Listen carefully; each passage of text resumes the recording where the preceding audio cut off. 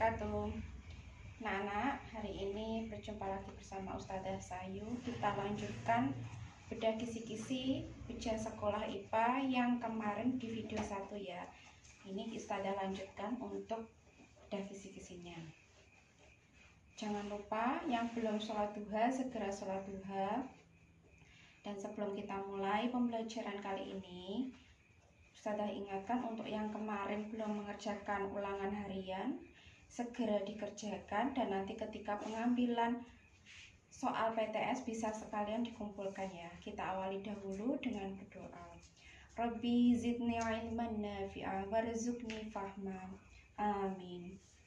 Ya, ini tentang perpindahan panas. Perpindahan panas itu ada 3 jenisnya. Panas disebut juga dengan kalor. Yang pertama adalah konduksi. Konduksi adalah perpindahan panas yang melalui perantara, yaitu benda padat. Nah, benda padat yang bisa menghantarkan panas disebut konduktor panas. Sedangkan benda padat yang tidak bisa menghantarkan panas disebut isolator panas. Contohnya perpindahan panas secara konduksi adalah genting yang kita injak saat siang hari akan terasa panas di kaki kita. Itu berarti konduksi. Dia lewatnya adalah benda padat, yaitu genting. Yang kedua adalah pangkal besi yang dipanaskan, ujungnya akan terasa panas pada tangan kita yang memegangnya. Itu adalah konduksi. Jadi perpindahan panasnya melalui perantara benda padat. Kemudian yang kedua adalah konveksi. Kalau konveksi tidak melalui perantara benda padat, tapi melalui perantara benda cair ataupun gas. Contohnya adalah yang pertama, terjadinya angin darat dan angin laut karena ada perpindahan panas ketika malam hari dan siang hari, sehingga terjadi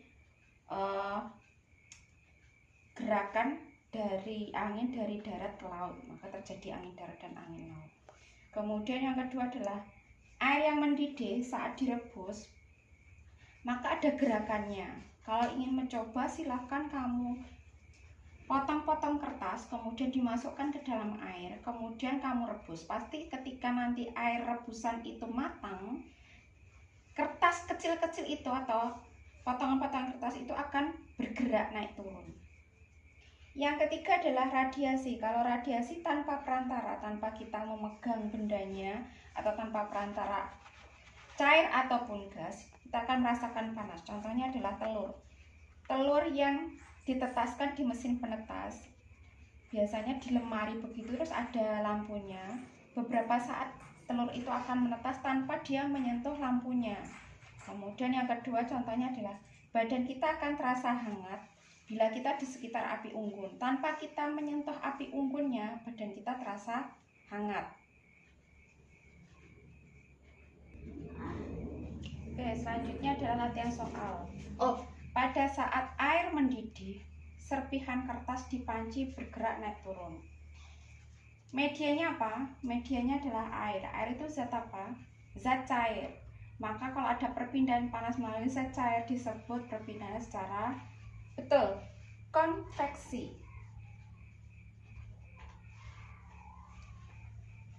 Makanya ada usaha konveksi kain, itu dari ini ya. Kemudian nomor 2. Kepala terasa panas saat berdiri di lapangan pada siang hari. Tanpa kita menyentuh sinar matahari, badan kita atau kepala kita terasa panas. Maka perpindahan panas ini adalah tanpa perantara, yaitu radiasi. Ya, betul, radiasi.